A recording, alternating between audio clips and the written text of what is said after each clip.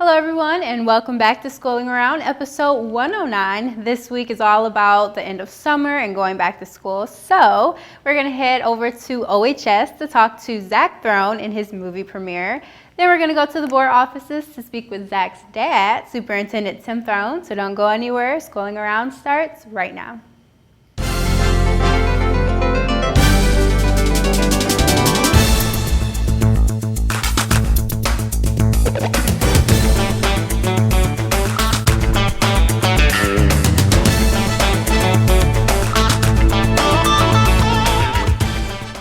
For this episode, we're going to start off with Zack Throne in his movie premiere here in town at Oxford High School, Cadia, The World Within.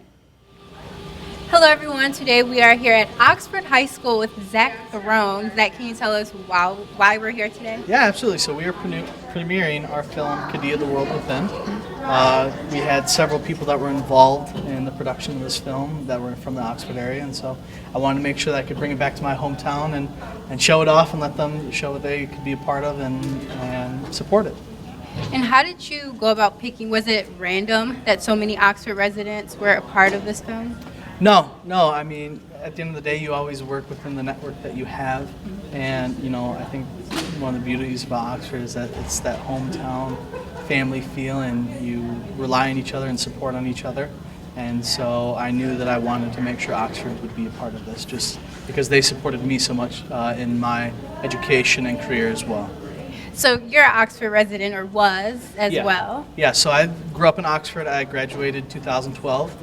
My father, is also the superintendent for the community schools. But yeah, always love to come back home, see everybody. I worked at the 24th Street Tavern, just down around the corner. Learned from Vic the lay of the land, and yeah, I'm happy to be back. So how many showings is your film getting? Is this the one and only, or is it all weekend? So this will be the only one here in Oxford as of right now. We are working to have another screening here in the Oxford area later in the fall, once probably school starts, just because we know that people are still on vacation and whatnot. We've had a total of 3 other screenings, and then we also are working with our distributor, Fairway Film Alliance, that is based out of LA, and they are working on a DVD, wider theatrical premiere, and online subscription, all that kind of stuff. So Cadia, The World Within has had a lot of success, it sounds like. Can you tell us what it's about? Yeah, so you are going to follow 3 kids that are transported to an alternate world where the battle of good versus evil is going on, and they kind of have to figure out who they're going to believe in, what they're going to stand for, and how they're going to carry themselves in their world. It's very much a coming-of-age story, similar to Narnia in that respect. So yeah, it's definitely a story for any age, no matter if you're 6 or 96. Anybody can get something out of it, I think. And what was your specific role in the film? Yes, so for the film itself, I was the co-executive producer. So basically, when you look at the film, I'm the guy behind the screen trying to make sure we can get everything on screen. I also worked with my business partner and great friend, Cedric Gagel, who was also the co-executive producer, director, and writer for the film. And then our other producer was Shalette Jackson, phenomenal woman to work with. Without her, this film would have not been possible at all. So it's a snapshot of what my responsibility was. And when people come in, all they see is the finished product. How much effort and going over things with a fine comb, how much effort goes into that? Oh, it's a ton, You think that all it takes is just to film it and get it on the camera and then it's done. Nope, there's more work that goes after it, So we formed the business company in the fall of 2017, and we went into production late summer of 2018, and we just wrapped post-production in May of this year, 2019. We filmed across 13 days straight, took a little break, and then we had 5 pickup days just for some extraneous shots, scenic shots, pickup shots that maybe you had missed initially. So in terms of production itself, it was a total of like 18 days. We worked with around anywhere between 20 to 35 crew members, and then talent-wise, we had a principal cast of like 22, 23, and then extras anywhere between 70 to like 110 as well. So I'm here with the triplets. I've heard about you guys a lot tonight. Can you tell me what your individual roles consisted of? So I played Renee in the movie. So my part in the movie was kind of like the gateway into Cadia, like into the world. So like that's how they figure out about the world. So I had these like weird dreams, and so I kind of thought about what goes into that and like my character, and through character development and stuff, I had to play this like kind of sweet like young girl who like was kind of just finding herself and finding what she wanted to do with her life. And going into Cadia, she found out that like she found out what her family relationships were and who she really cared about and things like that. So was that tough for you to tap into? Kind of, but I also have like a strong bond and connection with my family, so I had a lot of fun like playing the role because I felt like she was much like myself. So Very awesome. And what about you two?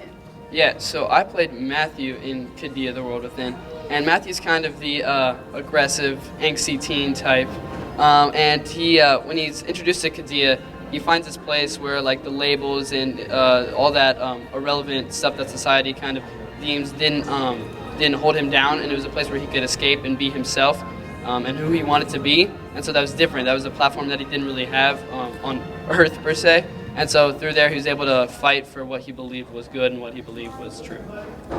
And then last but not least, I played David, so my character is really like logical, and he thinks about things before he does them, and so he's really afraid of failure. So when he's in Cadia, he kind of learns to accept that failure is a good thing at some time. and now you said that your character was much like yourself, especially in the family aspect. Do you two feel like your characters also resonated with your personal lives? Yeah, I really do. Oh yeah, I agree. I think Matthew is kind of like an extreme version. Like he's a lot more aggressive and kind of cruel than I am, but he's definitely there's still that soft side that we both kind of have, and we both tend to have moments where we all have moments where we're the extremes of our characters, I believe, yeah. And all three of you are pretty young, so is this your first movie premiere not for the movie, but is this your first movie that you all acted in? Tell us how your career first started. yeah, so Keegan, Tanner, and I have all been like doing theater since we were like 6 or 7 years old. We also did like modeling for like Joanne Fabrics when we were like babies and stuff. But we kind of fell in love with theater and just what it was and just acting and being on stage. But I really love seeing the movie side of things and seeing the on-screen side of things because they're very different, like theater and or like musical theater and on stage versus acting like on a screen and stuff. So it was really cool to see those differences. Okay, so the movie's about to start, so we have to wrap it up here. But before we go, can you just tell us all why they call you the triplets? I think they call us the triplets because a lot of people tend to group us together all as one, which it doesn't bother us because we know we're our own people, but all our friends tend to just call us the triplets, so yeah. All right, well, triplets, have a fun movie premiere. We're going to catch you guys inside. Thank you very much. It was really exciting to see Zack back in his hometown, surrounded by all of his family, loved ones, and the school he grew up in. We're going to head to the board offices now and speak with his dad and the superintendent of the district, Superintendent Tim Throne. Hello everyone, today we are here at the board offices with Superintendent Tim Throne. It's been a while. How have you been? It's been a really great summer. Summer's always great, but it has been a really fast summer. Yeah, the end of this month. Yeah, I mean, this is the beginning of August already. So I was talking to somebody the other day about this. So our school got out Friday, June, 6th or something, whatever that first week was. We started construction activities that Saturday. We basically have 10 weeks before teachers come back. And we're doing, roughly $7.5 million worth of work this summer. So we're averaging, over $750,000 per week of work. And so it has been a very busy summer. So summer vacation hasn't been that much of a vacation. And I've always wondered, when you do summer repairs like this, summer school, where do the teachers and the students who participate in that, where do they go? Great question. So this year, every building was impacted except the middle school. Oh. So all of our programs, whether it's the summer feeding program, whether it's our camp program, whether it's OELC, any type of activity this year Right. was all consolidated down directly to the middle school. And and all the other buildings, there's a bunch of ripping and tearing going on. So And going right into that ripping and tearing, what all did the buildings get besides the middle school? I'd say really the biggest areas we can just do a couple of main items. One is a new roof at the high school. There was a portion of the roof that was damaged. It was either last year or the year prior, so a portion of that was already redone. But the majority of the roof was redone at the high school this summer, and we have all new air conditioning, HVAC stuff going in all of our buildings. So prior years, what you would find is that generally just like in the main office and maybe one or two other locations throughout a building, you would have air conditioning. And now, all of our buildings are going to have air conditioning in all the classrooms. I'm sure the teachers and the students will love that, especially towards the end of the year when you really need it. Now, and the beginning of the year too. I mean, typically, in the beginning. Typically, we'll have as many, I'll say, warm, hot, muggy days in the fall as we do in the spring. Right. And so, hopefully it'll help us out on both ends. Hopefully, I'm sure they'll appreciate it either way it goes. And speaking of those new changes, new teachers or even old teachers retiring this past year, how many retirees as well as new teachers have you had? So I can't tell you the retiree just because I don't remember that number, but we've since July 1, we've hired 37 new people. Okay. That would include 9 internal transfers. So maybe a person is going from this position, they're transferring to a new position.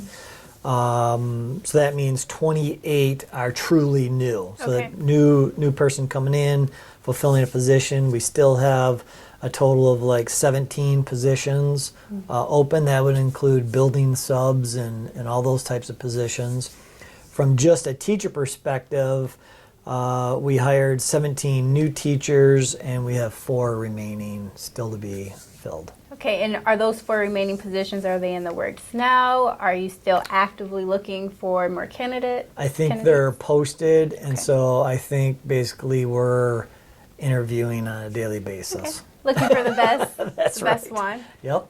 Now, do you know specifically where these teachers are going, what buildings, or even grades? The 4 open ones? No, just in general, any Just of them. in general? Well, we had quite a few positions open at our virtual academy, and so we filled quite a few there.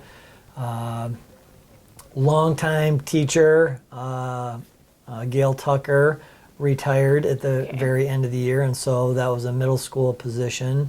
So that was one that we filled. I think we had, maybe 1 or 2 elementary teaching positions, and so I think pretty much spread across the board. I think high school too. We also had maybe it was a science or math or something like that, and then we had, I think, numerous special ed teaching positions. So, is this something that happens fairly regularly, or like every year? Do you get some, lose some? Yeah, I think every year. It's pretty steady. I mean, some years you may have a spike of, the number of people retiring or unfortunately. that kind of thing. But I would say it's stayed pretty consistent. Okay. Now with new building add-ons or subtractions and new teachers coming and leaving, does that leave room for policy changes? How does that work this year? So our board really all throughout the year is continually looking at our policies and updating them. So I don't think we have it's not like the summertime that that's the only time that we do policy work. I think Absolutely. we continue to do policy work throughout the entire year. I really can't, off the top of my head, think of any major policy changes besides tweaking and just making sure things are according to maybe new laws that come out or regulations, that kind of stuff. But in general, it's just been more minor updates. Okay.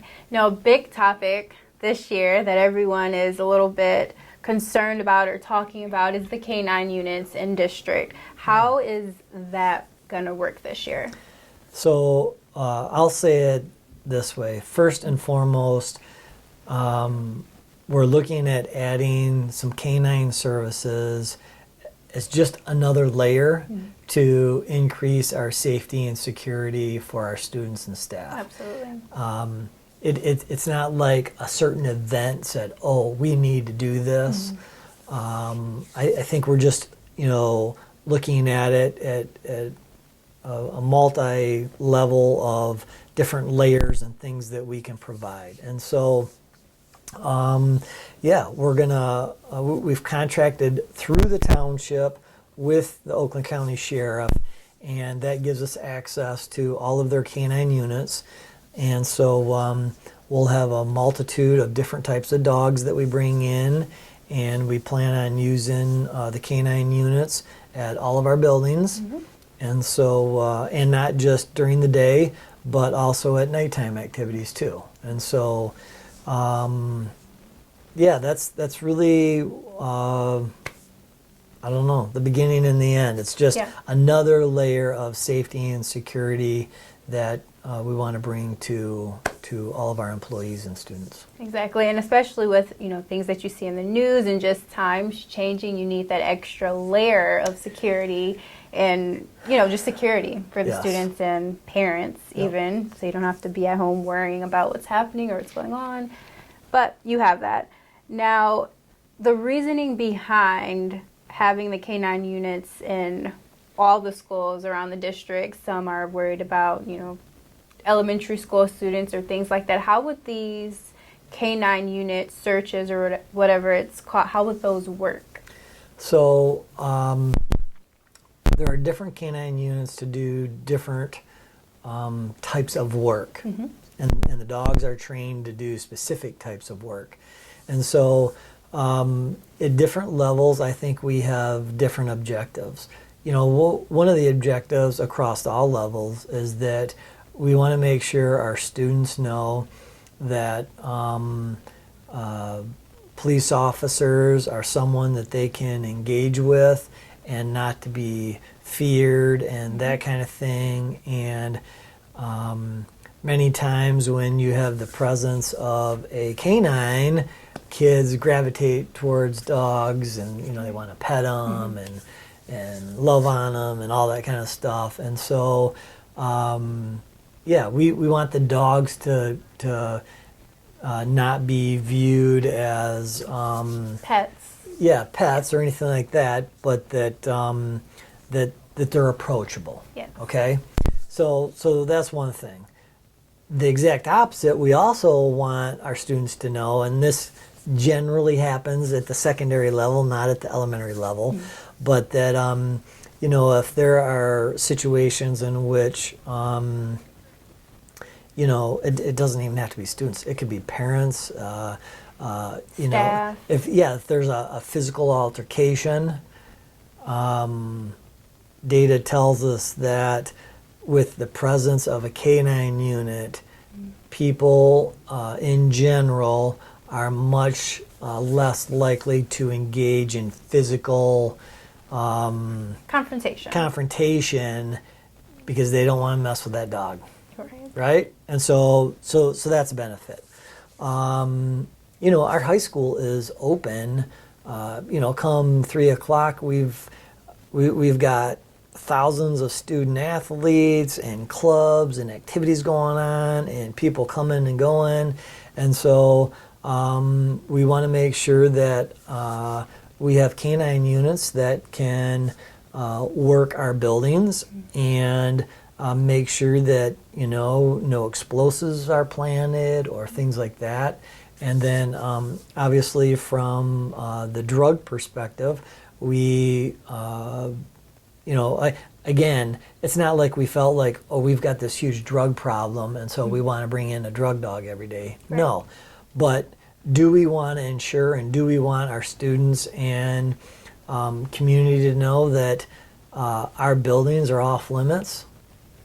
They are. And we want them to know that, and we want them to know that we're going to do everything we possibly can to make sure that drugs are not on our campuses. Absolutely. And again, I like to emphasize, just because the K-9 units are coming in, that does not mean that the Oxford district has a problem or anything like that. That for the reason why they're coming in, I went to school in Livonia, and we had K-9 units, and this was about 4 years ago. We had K-9 units every so often just Really? come and make sure that we were safe, that everyone was doing what they were Gotcha. supposed to be doing.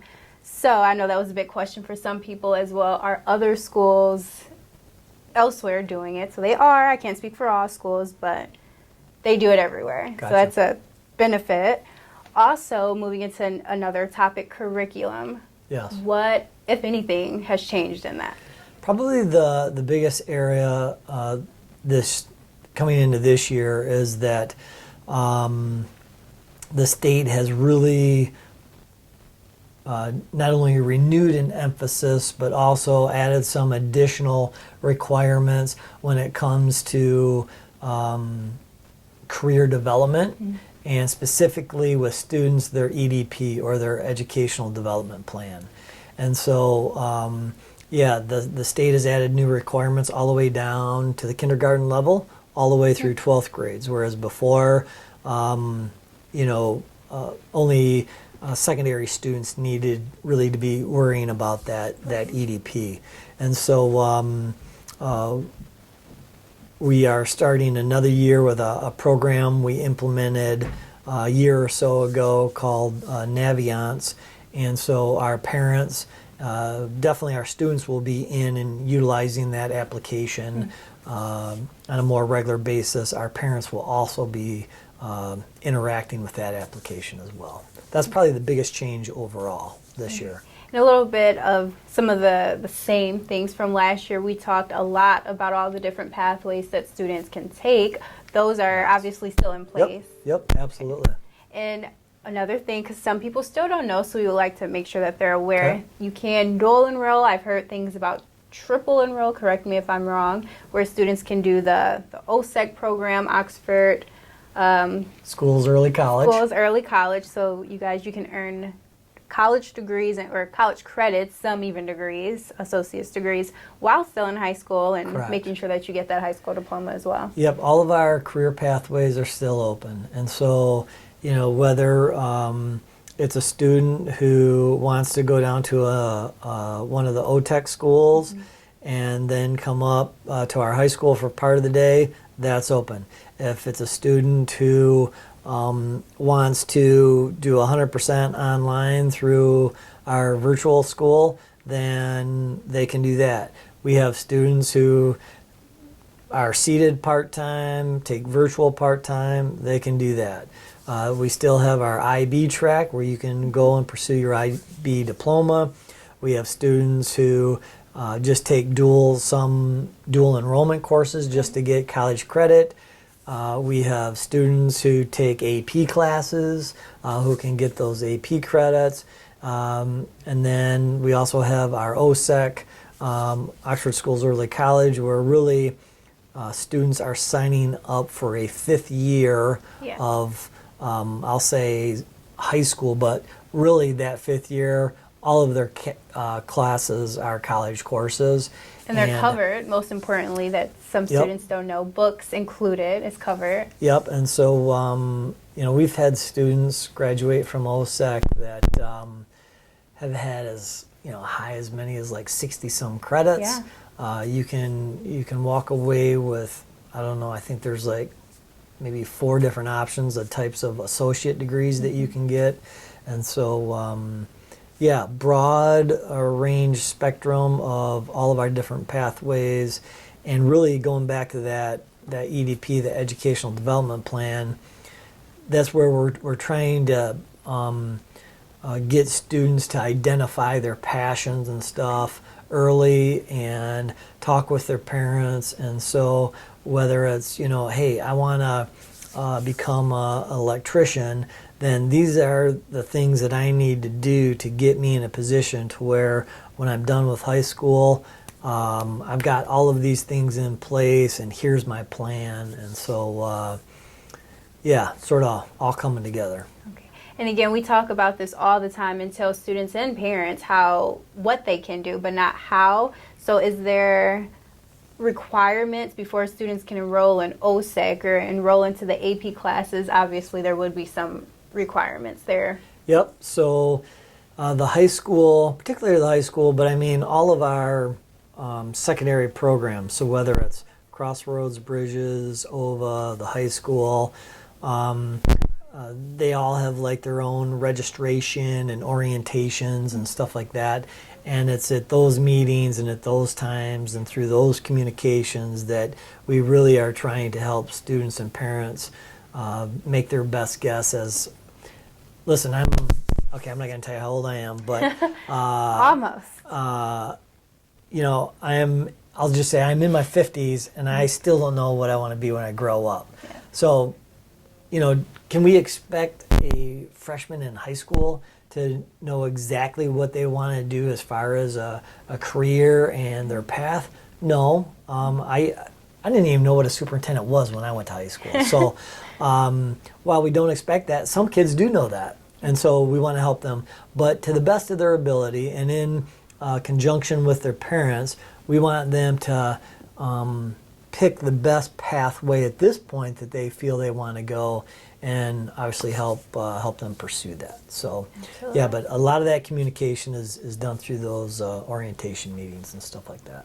Okay, and hopefully we answered pretty much all of the questions that everyone had. If not, board meetings, they meet, I know monthly for sure. Is it twice a month? Yep, currently twice a month.